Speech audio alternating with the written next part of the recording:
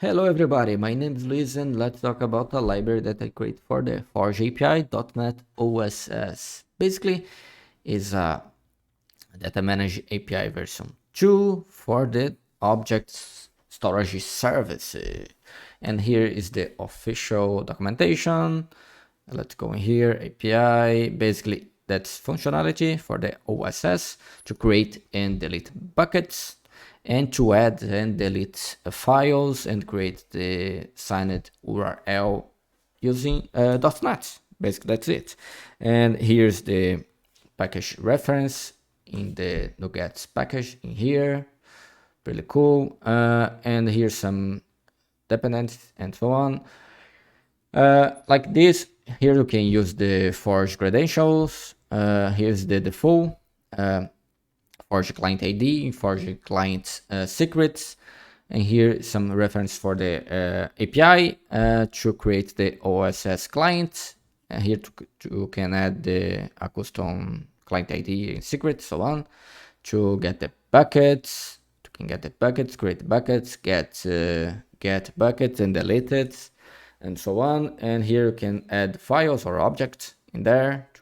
Can get the object, can upload the object or in chunks, can copy that as well, delete, and here can create a signed resource to get the URL, and here's some extension for files, so you can upload files in there, really easy, big or small files gonna work. Basically gonna use these two functions inside to send the file in chunks and so on, depending of the size. And you can download the file as well, can create a signed file just for read in this case, and this one is just for write. Basically it is using this function inside to do that. Yeah, basically that's the functionality for the library. And in here I have the project, the interest part that I'm using some tests to validate the library, and I'm using my actually some Forge client and ID in this test. So yeah, that's kind of cool. And it's testing in live, so I can run that in here and basically gonna create and delete the some random buckets in there. Here is skip and delete buckets, but okay.